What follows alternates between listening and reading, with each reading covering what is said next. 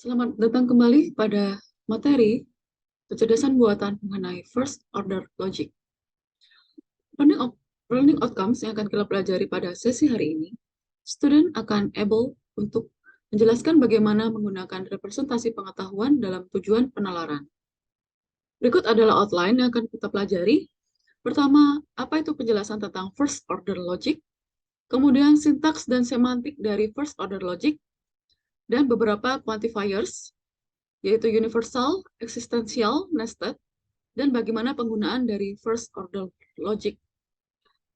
Logika proporsional mengasumsikan dunia berisi fakta, first order logic atau sering disingkat dengan FOL, seperti bahasa alami, yang mengasumsikan dunia berisi hal-hal berikut. Pertama adalah objek, yang terdiri seperti orang, rumah, angka, warna, permainan bisbol, dan perang. Kedua adalah suatu hubungan, seperti warna merah, bentuk bulat, bilangan prima, saudara dari, lebih besar dari, bagian dari, dan berada di antara. Selanjutnya fungsi, yaitu sebagai ayah atau sebagai sahabat, satu lebih dari, atau tanda tambah, plus. Berikut adalah simbol-simbol standar yang dipakai dalam operasional logika. Pertama adalah untuk semua, setiap orang, dan setiap saat. Yang kedua, misalnya ada seseorang atau beberapa waktu. Selanjutnya ada implikasi, jika dan kemudian. Kemudian ada setara atau suatu yang bikondisional, jika dan hanya jika. Kemudian pernyataan negasi atau tidak dalam artian penyangkalan. Selanjutnya ada atau, yaitu pemisahan. Selanjutnya ada dan, yaitu konjungsi. Selanjutnya dalam bahasa Inggris, bisa ditentukan misalkan kotak yang berdekatan dengan lubang berangin atau breezy. Kemudian ada logika proposisi. Kita harus mendefinisikan semua kemungkinan fakta yang memenuhi bahasa Inggris. Kemudian ada first order logic. Maka jika kita ingin menggunakan dalam bahasa Inggris, bisa digunakan suatu pendekatan seperti ini. Berikut adalah perbedaan antara logical proportional dan first order logic pada komitmen ontological yang dibuat oleh masing-masing bahasa, yaitu apa yang diasumsikan tentang karakteristik realitas. Logika juga dapat dicirikan oleh komitmen epistemologisnya, yaitu suatu kemungkinan, kondisi, atau status pengetahuan yang bisa muncul terkait dengan setiap fakta. Baik dalam proportional logic dan first order logic, suatu kalimat akan mewakili suatu fakta dan agen bisa dipercaya bahwa kalimat itu benar atau percaya itu salah atau tidak memiliki pendapat sama sekali. Karena itu logika ini memiliki 3 kemungkinan pengetahuan tentang suatu kalimat, yaitu true, false, maupun unknown atau tidak diketahui. Kita bisa menggunakan koneksi logik untuk membangun suatu kalimat yang lebih kompleks dengan sintak yang sama dan semantik seperti pada kalkulus proporsional. Berikut adalah 4 kalimat yang benar dalam model gambar berikut yang dapat direpresentasikan sebagai berikut. Pertama ada saudara dengan mempunyai left leg, yaitu sebagai Richard, dan juga John. Kemudian ada saudara Richard dan John, dan adalah saudara dari Johannes Richard. Raja Richard atau Raja Johannes, di mana Raja Richard juga akan memberikan implikasi kepada Raja Johannes. Sehingga di sini ada 2 objek dengan 1 relasi dan 2 function. Berikut adalah elemen dasar yang digunakan dalam first order logic. Pertama ada konstanta, atau sebagai objeknya sendiri. Kemudian ada predikat atau relasi yang akan dituju. Kemudian ada fungsi, baik itu fungsi matematika ataupun fungsi keberadaan dari suatu fungsi tersebut. Misalkan sini ada left leg off dari yang mana. Kemudian ada variabel-variabel X, Y, A, B, dan lain-lain. Kemudian ada penghubung atau connectivity dengan beberapa contoh berikut. Kemudian ada persamaan dan kuantor dengan simbol berikut. Di sini adalah term atau suku dari fungsi suku pertama sampai suku terakhir atau konstanta atau variabel. Jadi ekspresi logik yang mengacu pada suatu objek itu disebut sebagai term. Misalkan di sini, Richard Hattisinga adalah saudara dari King John. Jadi bisa disebut misalnya saudara Richard John ini adalah sebuah istilah atau term. Kemudian kaki kiri Raja John. Sehingga misalkan di sini bisa ditulis sebagai left leg John. Di sini juga sebagai term atau suku. Selanjutnya ada kalimat atom atau atomic sentence, di mana dibentuk dari simbol predikat opsional diikuti oleh daftar istilah bertanda kurung, seperti ini. Kemudian ada istilah kompleks sebagai argumen dalam kalimat atom, misalkan seperti ini. Kalimat atom yang benar dalam model tertentu jika, yaitu relasi yang dirujuk oleh simbol predikat berlaku di antara objek-objek yang dirujuk oleh argumennya. Selanjutnya ada kalimat kompleks, di mana dibuat dari kalimat atom menggunakan suatu penghubung. Contoh, di sini ada suatu negasi, kemudian ada penghubung dan, penghubung atau, dan suatu penghubung jika. Maka berikut adalah contoh-contoh kalimat yang kompleks dalam pengertian dalam first order logic.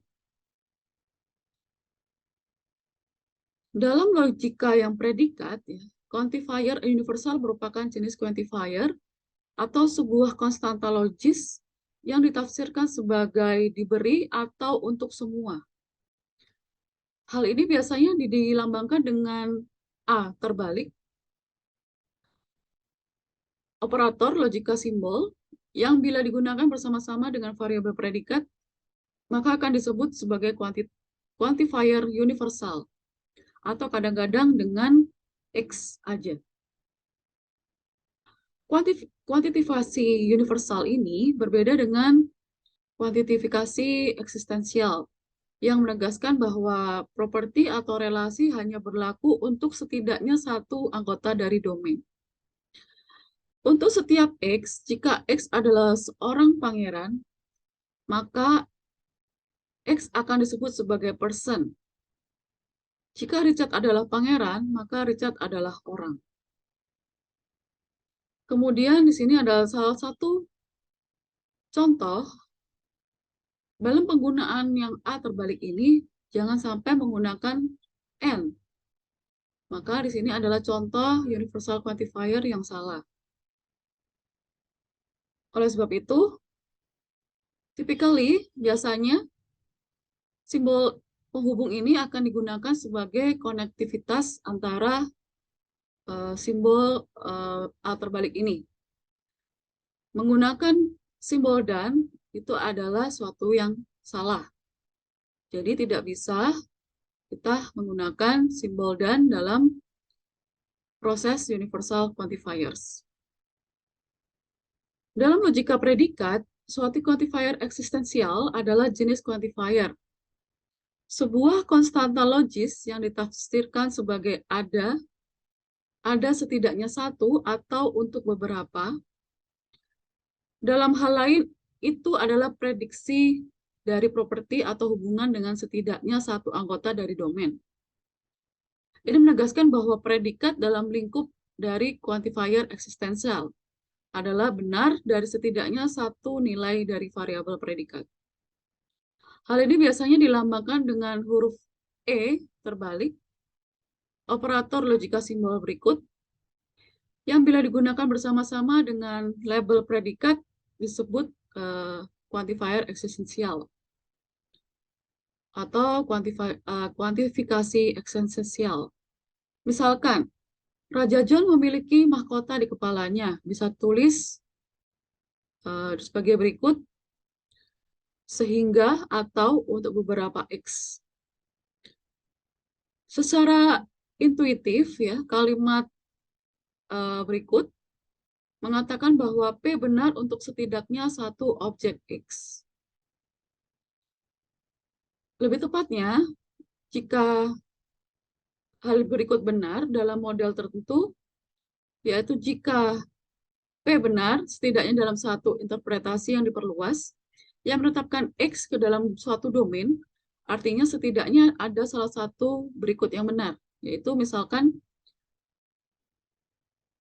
ada suatu kata Richard is a lion heart, adalah sebuah mahkota, dan Richard si Lionheart ada dan sebuah corn ada di kepalanya si Richard.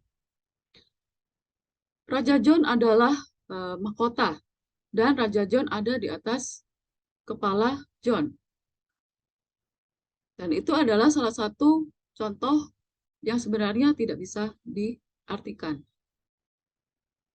Berikut adalah simbol yang biasanya digunakan dalam konektivitas menggunakan existential quantifier, yaitu adalah lambang dan. Hal yang salah jika menggunakan simbol berikut dalam konektivitas eksistensial ini.